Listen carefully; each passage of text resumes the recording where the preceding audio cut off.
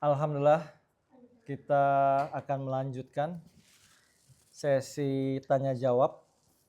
Bukan tanya jawab aja sih, sesi diskusi atau ada yang ingin di-sharing dari teman-teman Perbakaf terkait materi kita pada sore hari ini tentang karya terbarunya Ustadz Arfah ya, Mengenal Aku Yang Maha Hidup. Dari saya sebetulnya udah cukup banget nih materinya, udah lumayan keinstall nih, jalan 80% lah nanti. Asik. Mungkin setelah diskusi teman-teman mudah-mudahan bisa terinstall 80%. Benar. Tadi yang lebih nancep di diri saya itu bahwa mengetahui bahwa kita itu lemah. Yang kedua adalah kalau mengetahui mungkin kesadaran penuh ya. Ya. Terus juga tadi yang saya selalu teringat itu, ini kan umur kita rata-rata masih 30 plus lah ya. Plusnya banyak. Artinya jangan sampai nunggu 60 tahun dulu, ada gap 30 tahun ini kita baru sadar nih bahwa oh iya ya gitu. Nah ini mudah-mudahan dengan sisa umur kita yang mudah-mudahan Allah berkahi ini, amin. Kita mendapatkan kesadaran yang mudah-mudahan berdampak pada kebermanfaatan kita sebagai manusia nih, sebagai khalifah Allah nih, pengelola bumi ya, kalau nggak salah khalifah itu pengelola bumi. Asik. Nah, alhamdulillah kita sudah menunaikan sholat maghrib juga sambil nunggu azan isya. Buat teman-teman yang ingin berdiskusi, ingin bertanya lebih dalam, ingin menggali lebih jauh terkait materi dari karya terbarunya Ustadz Arfah, Mengenal Aku Yang Maha Hidup, saya persilakan. Mungkin dari Mas Habib dulu. Dia langsung lulus inspirasi tadi itu dia. Mutar. Tiba-tiba dong. Ada yang mau disampaikan, mau ditanya, mau berkomentar, dikomentari, komentar jelek, mau disanggah. Jadi sanggah jangan ya, nanti bukunya ini makin laris nanti.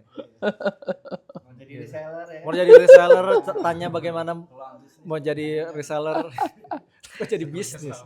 Tapi namanya Likobis ya. Silakan Mas. Bebas mau komentarin apa aja, mau bertanya. Bebas ya. Sebenarnya pengen nanya tapi bingung menyampaikannya gimana gitu, Ustadz. Coba dari Bismillah dulu. Bismillah. Nah, dah. Jadi tadi kan sempat disampaikan kita itu sampai kita merasa lemah baru kita muncul tawakalnya gitu. Sampai kayak kita berpasrah gitu ya, lemah, kayak ngerasa nggak sanggup, nggak bisa apa-apa lagi, baru muncul nih tawakalnya. Cuman ketika kita berikhtiar kan kadang-kadang hal-hal yang ada di sekitar yang menurut kita positif gitu, itu yang memunculkan optimisme. Nah, di satu sisi kan kita sebenarnya dilarang untuk menjadi pribadi yang pesimis ya, kalau nggak salah. Gimana cara menyeimbangkan antara hal-hal positif itu menjadi optimisme, tapi bukan kita mengupayakan optimisme kita dengan akal kita ya, melihat kondisi yang menurut kita positif gitu ya. Tapi di sisi lain kita juga nggak pengen tawakalnya hilang gitu, atau kepasrahannya hilang gitu. Jadi jangan sampai kita bersandar pada ikhtiar kita, tapi kita juga nggak mau jadi pesimis. Nah itu menurut Ustadz Arfah gimana? Menyeimbangkannya gitu ya, gitu. Balancing. Spuring. Ditampung dulu mungkin? Atau langsung? Jawab satu-satu dulu aja. Ya, benar, setuju. Maksudnya sambil mikir. Kalau nggak ke Ustadz itu. Ya nanti kalau ada yang mau dikomentar, tapi dijawab satu-satu. Jawab dulu. Baik. Oke, gimana menyeimbangkan antara optimisme dengan ikhtiar? Ya pertama kita ini dulu. Kita baik dulu dengerin definisi, yuk kita bedakan definisi optimis, tawakal, sama sombong. Sebenarnya kalau kita mendudukkan ketiga hal kata ini dengan baik, itu jelas terasa bedanya. Optimis gitu kan, memang wala tayasu min rahmatillah gitu ya, jangan berputus asa dari rahmatnya Allah gitu ya. Terus tawakal itu kan hal lain ya, bentuk menggantungkan diri kita itu atau sesuatu yang kita punya kepada Allah setelah ikhtiar kan gitu kan. Sedangkan sombong itu hal lain gitu ya, merasa kita bisa, merasa kita yang mampu tanpa seolah-olah nggak ada campur tangan Allah di situ gitu ya. Nah, sebenarnya itu 3 hal yang sangat berbeda kalau kita balik lagi ke definisi awal kata-kata tersebut gitu ya. Menyeimbangkannya gimana sebenarnya tidak usah diseimbangkan. Kita tinggal ambil 2 hal, satunya dihilangin. Optimis ya karena jelas ayatnya ya, tawakal apalagi tawakal ya. Tawakal Allah itu banyak banget tuh ujung-ujungnya tuh. Nanti hilangin sombongnya gitu. Cuma pada kenyataannya sebenarnya kalau kita lagi-lagi mau mengakui bahwa kita itu sebenarnya bukan optimis, bukan jajeng ya, bukan optimis, bukan tawakal, tapi yang ada ini nih, gitu. Sombongnya ini, gitu kan. Nah, kira-kira ini, misalkan sebagai software engineer berpengalaman selama berapa puluh tahun, Mas. Tiba-tiba ada klien yang pengen bikin apa gitu kan. Itu pertama gimana? Yang terlintas, oke, gue bisa kan gitu. Umumnya gitu kan ya. Sama nih misalkan ini bikin bikin aplikasi apa, bikin ini apa kan pertama 2 tuh ketika ada klien yang ini. Oke, saya bisa atau saya belum bisa kan gitu ya. Kalau belum bisa, paling ya belum bisa lagi kan gitu ya. Tapi yang repot tuh kalau ternyata saya bisa nih gitu ya. Nah, tapi alih-alih kita tuh optimis dan bertawakal, sebenarnya sifat sombong duluan yang ngelinap di set gitu kan. Oke, gue bisa kok, gampang gini. Kebayang tuh kan ya step-stepnya ya. Oh, bikin ini sampai gini gitu. Sehingga tadi ya optimisme dan tawakal ini jadi ilusi doang gitu. Sebenarnya base frame-nya adalah sombongnya gitu. Makanya tadi kalau pertanyaannya bagaimana menyeimbangkan, jangan seimbangin, hilangin sombongnya gitu. Punya ini nggak? Punya pengalaman yang hal itu terjadi nggak? Pergolakan di diri gitu ketika ada ini sehingga kita bisa membedakan mana ini sombong nih, ini optimis nih. Pernah nggak? Banyak kayaknya. Saking gitu. Jadi kalau saya lebih senang bukan diseimbangkan, justru malah tadi sisi sombongnya yang diredam. Ada follow up ini. Asiknya bahasanya follow up. Pertanyaan. Kan ada yang mengatakan itu biar kedengeran. Kita optimis, tapi optimisnya itu kita rem supaya nggak sampai ke sombong. Nah itu benar nggak? Nah itu dia. Atau optimis itu memang udah nggak ada batasnya gitu? Oke, menarik. Jadi kalau kita ambil ayatnya tadi wala tayasu min rahmatillah min rauhillah gitu ya, atau gimana di ayat apa? Saya lupa ya. Ini sampai jam 12 nggak apa-apa. Oh, aman. Di surat Yusuf 87 ya kalau nggak salah ya. Boleh deh Mas, surat Yusuf 87. Yusuf 11 ayatnya 87. Ya, silakan disambil. Jangan nggak usah malu-malu gitu. Tolong siapin pertanyaan. Bang Emil nanti kalau ada yang mau didiskusikan. Sekarang ditambah nanti muter. Oh iya. Sekarang bikin siapa? Masih Mas Habib. Langsung artinya ya, Ustaz. Ya. Wahai anak-anakku, pergilah kamu carilah berita tentang Yusuf dan saudaranya dan jangan kamu berputus asa dari rahmat Allah. Sesungguhnya yang berputus asa dari rahmat Allah hanyalah orang-orang yang kafir. Oke ya. Kita punya saudara ya dari kecil hilang. Nggak tahu di mana gitu kan. Terus kita suruh nyari kemana. Potensi putus asanya tinggi nggak? Ini kan tentang siapa nama ayahnya Nabi Yusuf? Nabi Yakub. Ya kan ini kan perintahnya Nabi Yakub suruh anak-anaknya nyari Yusuf kan. Ya. Kira-kira potensi ketemunya tinggi nggak? Nyari satu orang bernama Yusuf di dunia ketika itu gitu kan. Nggak ada internet. nggak ada internet, ya, nggak ada intelijen, Nggak ada sosmed. nggak ada sosmed, gitu kan.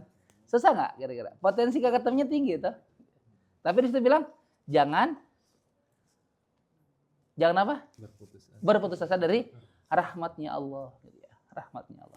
Nah, terus kalau kita balik lagi ke pertanyaan tadi, bagaimana optimisme gitu ya, optimisme dengan ke apa namanya, ketawakalan gitu ya, bagaimana tetap optimis tapi Jangan sampai sombong. nggak sampai sombong gitu kan. Tadi sebenarnya dua hal yang berbeda sebenarnya. Dan kita nih merem deh. Ini saya optimis, ini saya sombong, ketahuan kalau kita mau jujur. Jadi kalau lihat dari Yusuf 87 itu, jangan berputus asa dari rahmat Allah. Itu optimisme itu kayak dibuka lebar gitu. Blok gitu. Cuma kalau kalau sombong itu kan hal yang menolak kebenaran. Gimana ya kalau bahasa ininya? Gimana? Nah, tuh dalam bahasa Suryani ya. Itu dua hal yang berbeda sebenarnya. Jadi harusnya memang ya nggak sombong harusnya ininya ya, optimisme kita tuh nggak sampai sombong. Cuma lagi-lagi itu kan perangkat hati sebenarnya ya. Jadi alih-alih kita biar nggak sampai tingkat sombong dengan optimisme kita, better kita seperti waktu itu yang siapa yang nyampein ya? Kayaknya nilai bisa lanjutin deh sebelumnya deh. Tazkiyatun nafs kita juga pelan-pelan dibenerin gitu kan. Tazkiyah kita itu penyucian jiwa kita juga dibenerin sehingga mau bagaimanapun kita, seposisi apapun kita, sekokoh posisi apapun kita, itu kesombong tuh jauh gitu. Karena jiwa kita udah suci, udah bersih tuh. Gitu. Cuma kan maksudnya lagi-lagi tadi berapa banyak mungkin sekarang itu yang kita ngeh dengan tazkiyatun nafs kita gitu kan jarang ya gitu. Tapi itu hal yang berbeda sih sebenarnya. Memang dekat ya dan berpotensi optimisme itu dekat ke sombong. Iya. Kalau kitanya itu tadi nggak siap gitu. Tazkiyahnya kita nggak siap. Cuma lagi-lagi sebenarnya itu soal ilmu sih ya. Soal ilmu. Andaikan kita banyak masukan yang kita baca, kita lihat, kita dengar, kita rasa itu menumbuhkan potensi-potensi tazkiyatun nafs, itu kayaknya nggak akan ke situ sih sebenarnya. Jadi tetaplah beroptimisme sesuai tadi ya Yusuf 87 dibuka lebar, gitu ya. Cuma ya nggak usah sampai sombong. Gitu. Sebenarnya tipsnya sederhana tipsnya gitu kan orang itu akan menjadi lebih menahan atau lebih semangat kalau dia tahu ininya benefit atau justru malah kerugiannya gitu. Sekarang kita kalau pengen optimis tapi nggak sombong gimana? Ya udah kita cek aja, kita cari ilmu bagaimana keburukan sombong tuh apa sih gitu. Sehingga kita jadi lebih mawas, lebih nggak mau sombong. Lagi juga apa yang disombongin apa ya? Harusnya nggak ada yang bisa disombongin, apa yang disombongin? Coba sebutin satu hal yang bisa disombongin. Ganteng? Yang nyiptain siapa? Kan yang al-musawwir itu kan siapa? Yang menciptakan rupa siapa? Ya Allah juga kan. Kita apa? Apalagi tajir. Yang ngasih ketajiran siapa sih? Gitu kan. Apalagi semuanya kita bukan punya kita, ngaku-ngaku kayak tadi. Kasih mobil, ngaku-ngaku aja. Yang disombongin apa? Mas Habib. Hanya ada satu cara untuk memahaminya. Asik.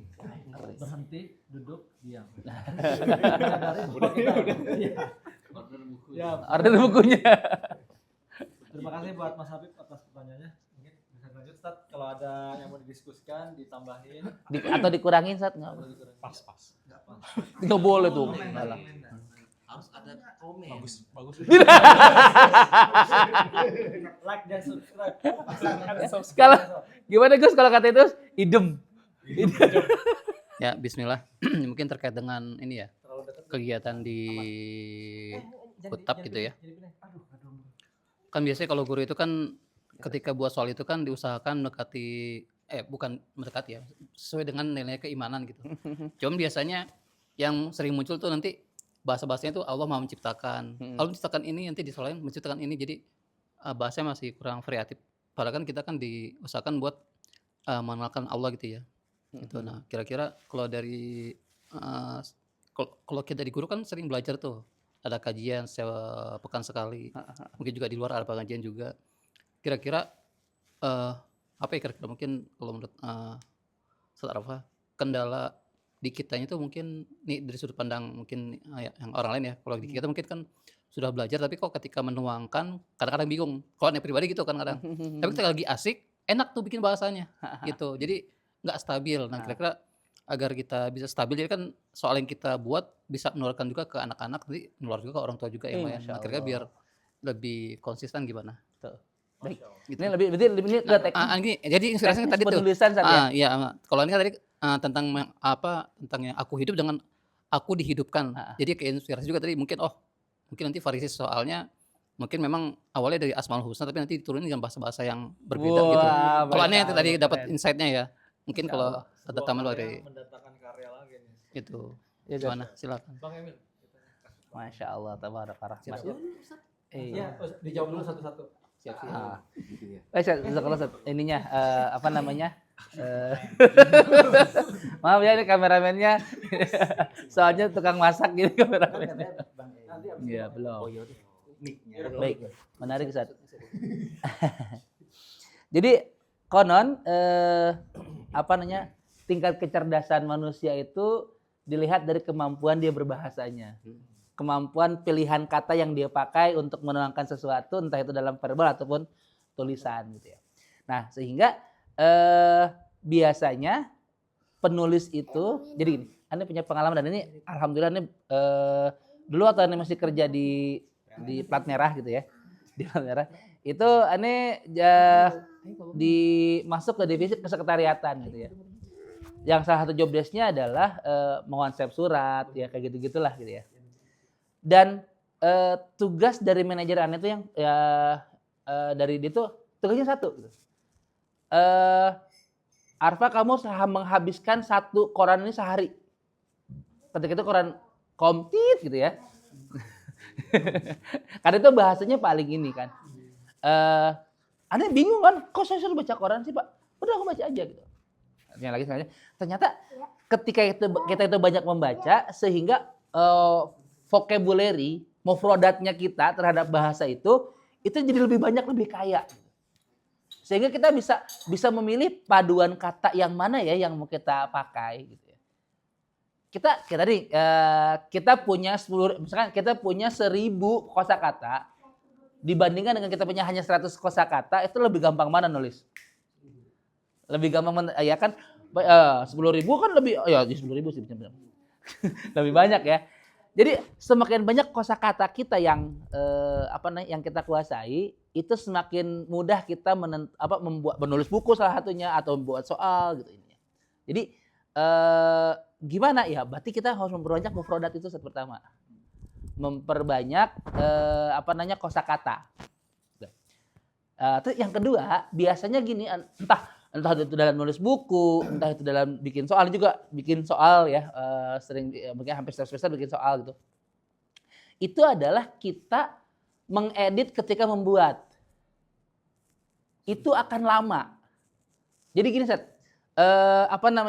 kita ketika kita ingin punya hasrat nulis, pengen nulis gitu ya, atau apa di kepala kita udah banyak nih, tulis aja dulu. Mau tulisannya salah, mau apa segala macam, tulis dulu gitu. Nah, editing itu bagian terakhir. Nah, kebanyakan dari kita nulis nih, wah salah nih, dihapus dulu, diganti. Ini udah lupa di sininya. Jadi ya udah tulis aja, mau bikin soal apa gitu, terus ya tulis. Nanti baru diedit, wah ini kayaknya pasnya begini. Jadi editing itu proses terakhir setelah membuat. Gitu. Jadi kalau tadi gimana ya supaya? Jadi perbanyak mufradat, terus tulis dulu, edit belakangan. Banyak buku yang nggak jadi-jadi itu karena dia mengedit ketika menulis. Gitu sih Sat, kayaknya.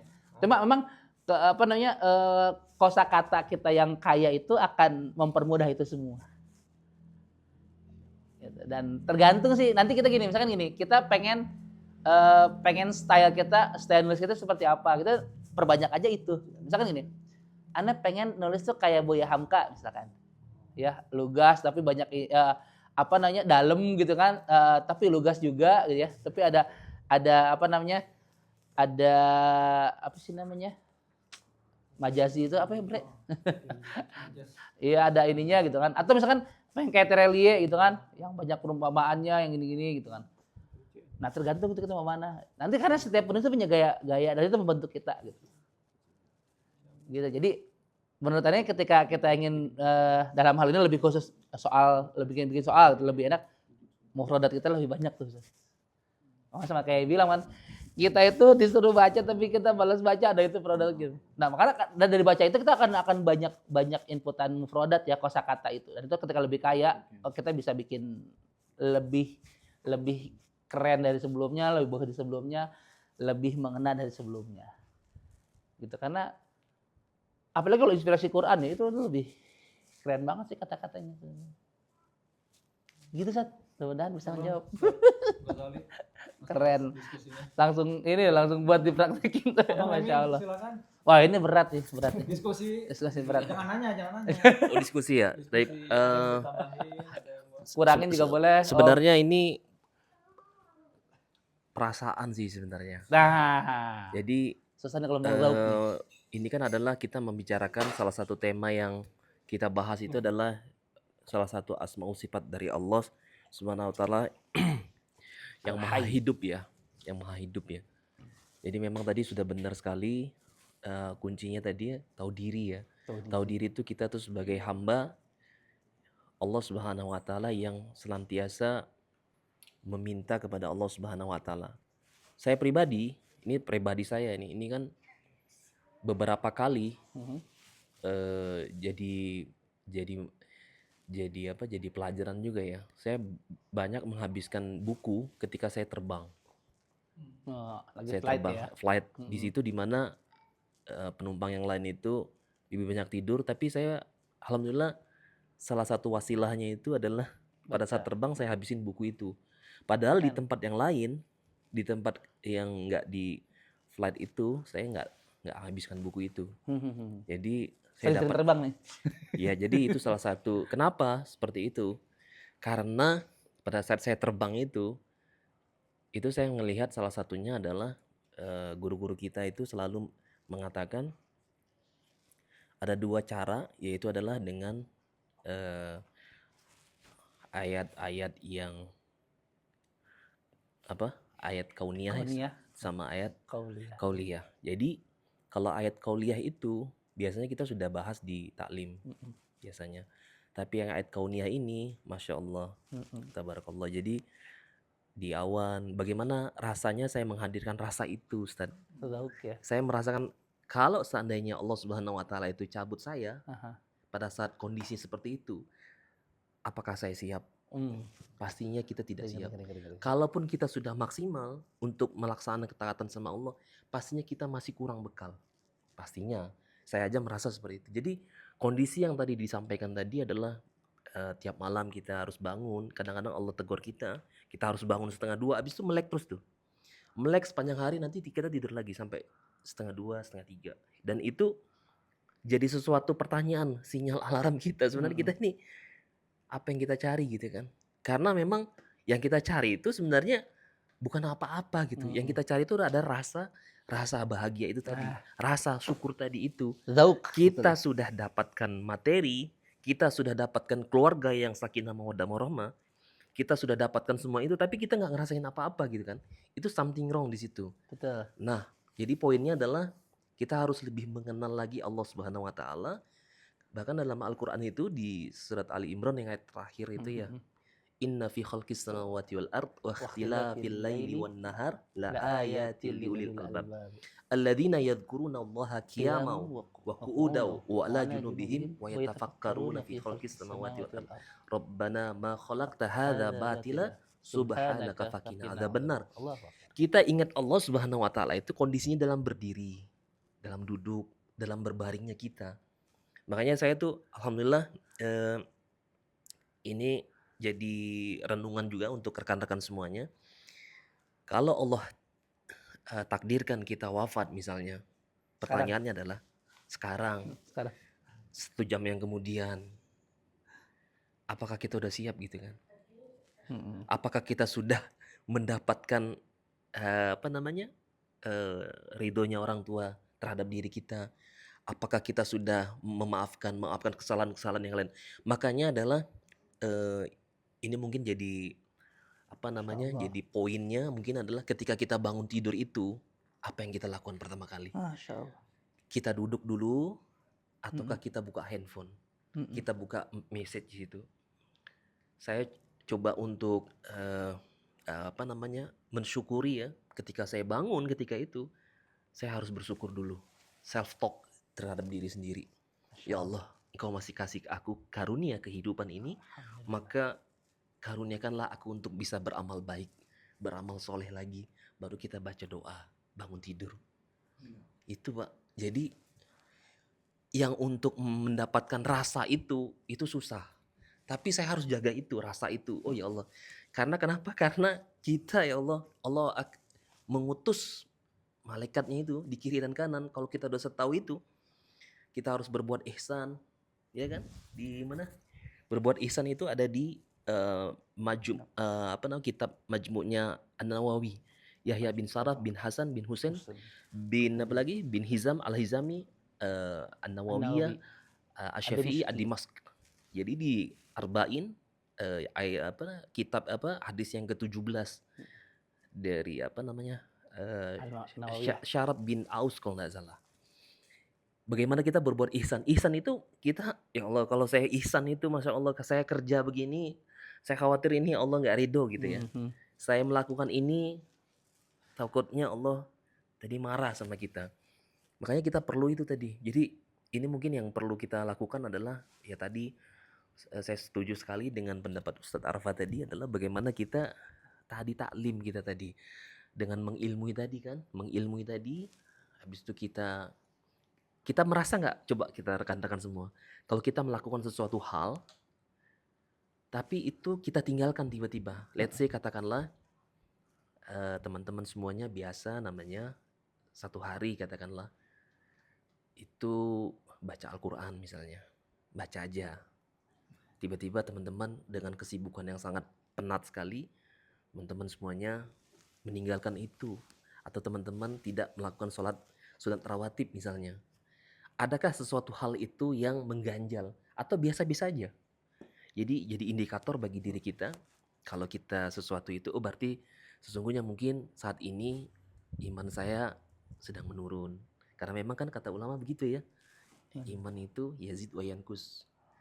Yazid bil ta'ah, yankus bil ma'asi. Jadi mungkin ada maksiat kita tadi. Makanya sebelum kita tidur memang seyogianya ya kalau ada yang menyakiti kita, menjelekkan kita sudah maafkan semua, aku maafkan semua.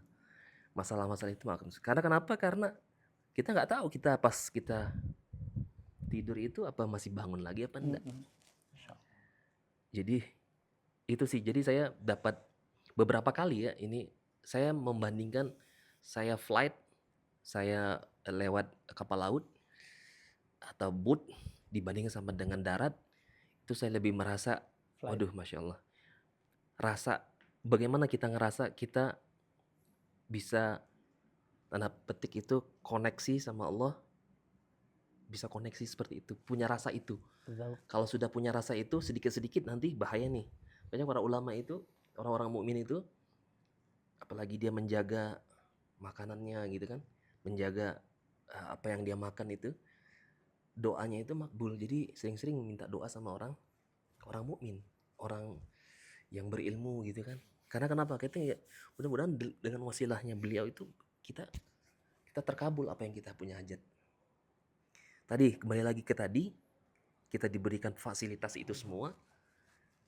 Apakah kita makin bersyukur ataukah kita makin jauh dari nikmat Allah Subhanahu wa taala? Karena semuanya akan diambil sama Allah Subhanahu wa taala. Mobil kita, rumah kita, semuanya akan kembali sama Allah, Masya Allah.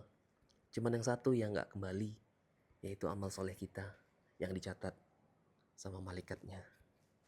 Jadi ini mungkin apa namanya, lebih banyak kita udah Masya Allah sekali itu bukunya yang maha hidup ya. Jadi ya ringan, tapi saya dengar paparan tadi dengan ya, pertanyaan-pertanyaan yang apa namanya, lebih tahu diri kita kan, kita manusia nggak perlu lagi apa yang kita sombongkan gitu kan, semuanya karena Allah Subhanahu Wa Taala. Mungkin itu aja komen dari saya. Selanjutnya kepada Ustadz Pandu atau Gus Aswar. Udah keren banget. Caron. Udah keren banget. Udah keren banget. Gitu idem. Siapa sih guru itu?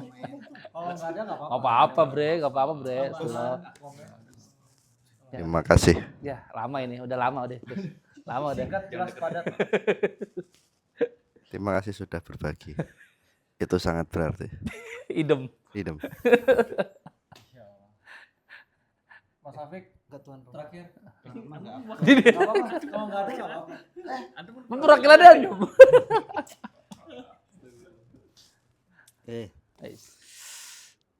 Syukron kasiran Ustadz Arfa udah mau membedah buku bersama Mas Topan ya. Kalau dari saya sih pertanyaannya tadi kan sempat disampaikan cara mengenal Allah kan lewat knowledge, love sama suffering. Nah, terus kalau yang pertama dan terakhir insya Allah ada paham lah maksudnya lumayan paham, pemahamannya lebih.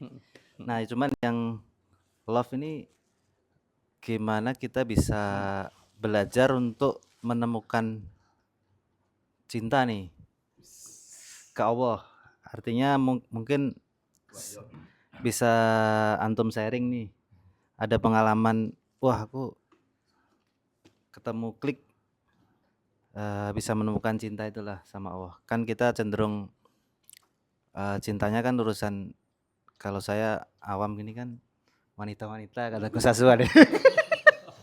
Zaman dulu. Iya zaman dulu. Akhir lah. Cuman kan kita nggak bisa nerapin ke Allah kan yang maha menciptakan kita kan. Nah mungkin bisa di-sharing ya Ustadz. Ya. Syukran. Emang pencinta nih ya. Kalau zaman sekarang cintanya istri saja, bukan istri-istri ya. Istri saja. Ada jadi keingetan ini ya, call-nya Imam Ibnu Qayyim ya. Kata beliau tuh gimana? Andaikan engkau tahu bagaimana Allah tuh mengatur hidupmu, maka hatimu akan meleleh karena cinta kepadanya. Nah, jadi bagaimana kita itu bisa mencintai Allah ya dari masuk dari pintu cinta gitu ya.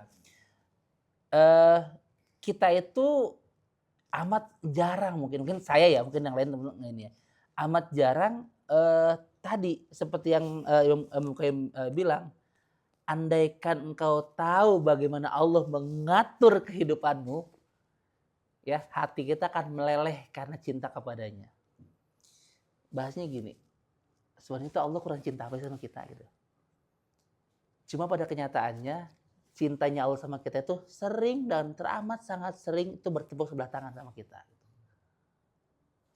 Allah ngasih kita nafas, kita pakai nafas itu buat maksiat gitu ya. Allah ngasih kita rezeki, kita pakai rezeki itu buat maksiat. Padahal kebayang nggak kalau tadi tuh kita datang ke sini misalkan kecelakaan gitu. Qadarullah misalkan, nauzubillah min dzalik gitu.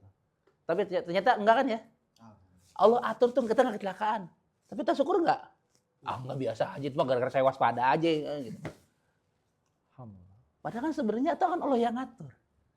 Antum ketemu jodoh, ketemu teman-teman ini, komunitas ini segalanya, itu kan Allah yang ngatur, Allah yang nyeting gitu. Allah yang ngatur hidup kita. Gitu. Walaupun tadi baik lagi, ini mah gara-gara saya aja gitu ya.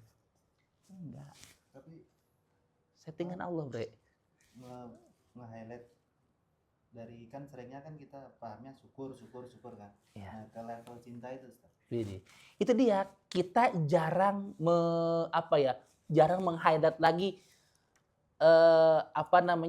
keputusan-keputusan Allah yang Allah kasih buat kita. Pengaturan settingan Allah yang Allah buat kita. Gitu. Kita kadang nggak meng-highlight itu. Gitu. Padahal Allah tuh ngasih kita settingan yang luar biasa. Gitu. Andaikan kita tahu settingan Allah buat hidup kita bakal, ya Allah makasih Engkau baik banget ya Allah. Gitu. Mungkin kalau dulu jadinya sama yang Nuh kan, bisa jadi nonton lagi serang tersiksa gitu, ya Allah gitu. Sekarang kan nggak bahagia ya kan? Maksudnya istrinya yang tersiksa. Iya.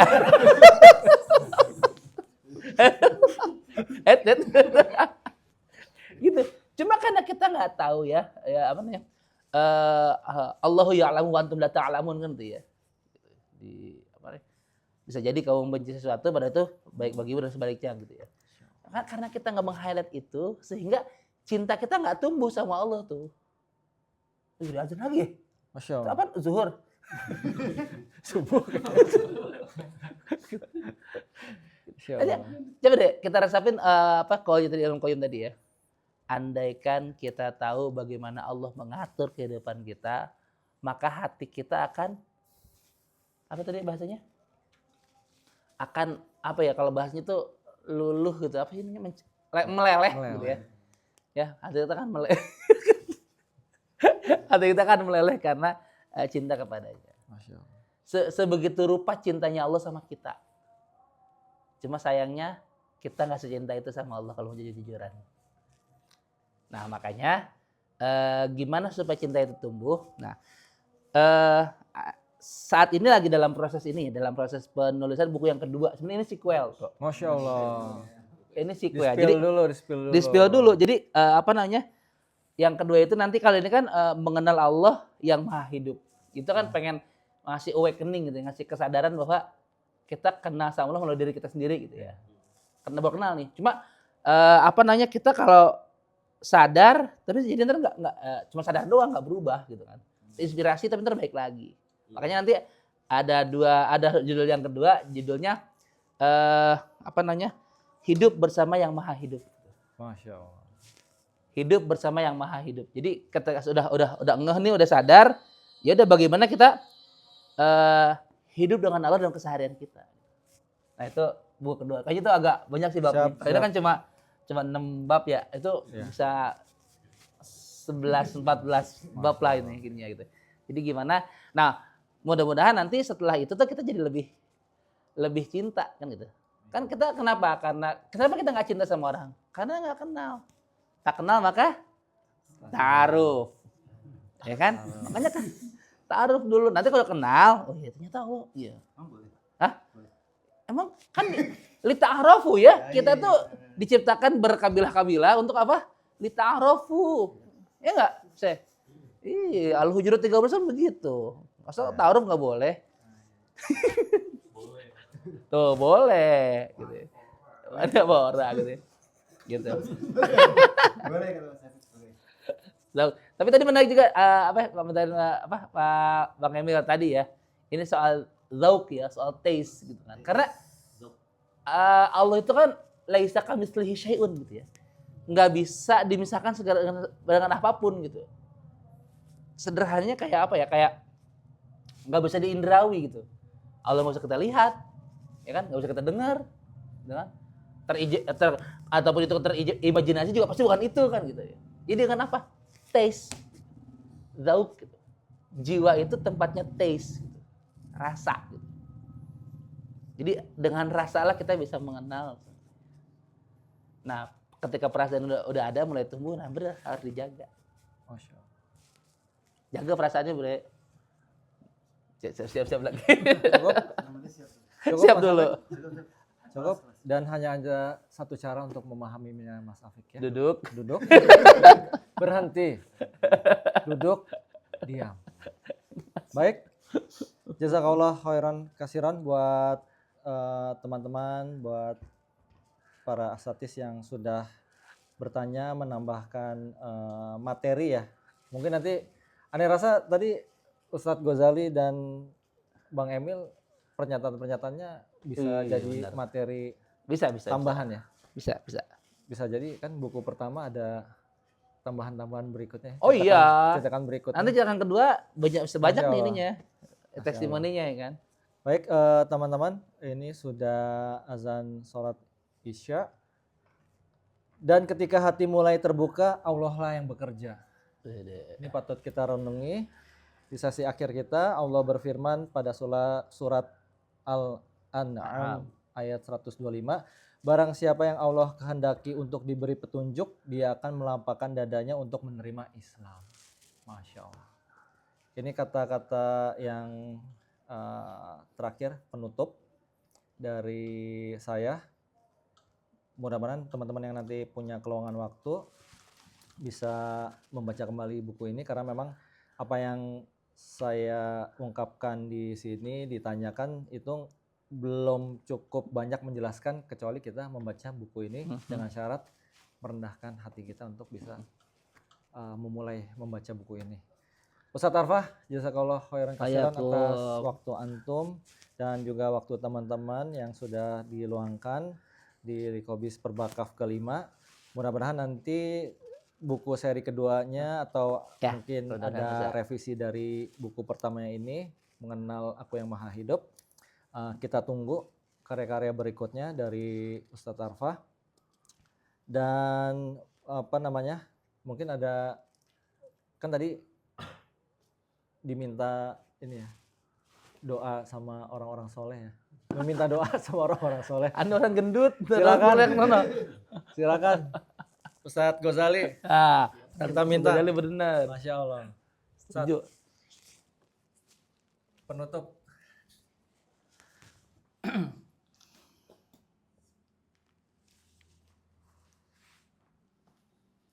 Ya baik, jazakallahu khairan katsiran pada Ustadz Arfa atas pemaparan materi dari bukunya gitu ya. Mengenal Aku Yang Maha Hidup, semoga membawa manfaat bagi kita, membawa keberkahan, dan mungkin walaupun tadi Ustadz Arfa bilang ini baru buat menyadarkan gitu ya, tapi dari situ mungkin sudah ada dapat amal soleh apa yang bisa kita kerjakan gitu ya. Minimal tadi kalau Anda mungkin inspirasinya mungkin bisa lebih variatif barangkali nanti untuk membuat soal ke santri gitu ya, dan lain-lainnya. Baik, kita tutup ya untuk Likobis kita yang ke-5. A'udzubillahi minasyaitonirrajim. Bismillahirrahmanirrahim. Alhamdulillahirabbil alamin. Allahumma shalli ala Muhammad wa ala ali Muhammad. Allahumma ighfirli wal walidayya warhamhuma kama rabbayani shaghira. Rabbana atina fid dunya hasanah wa fil akhirati hasanah wa qina adzabannar. Marilah kita sama-sama tutup dengan doa kafaratul majelis. Subhanakallahumma wa bihamdika asyhadu an la ilaha illa anta astaghfiruka wa atubu ilaik. Wassalamualaikum warahmatullahi wabarakatuh. Waalaikumsalam.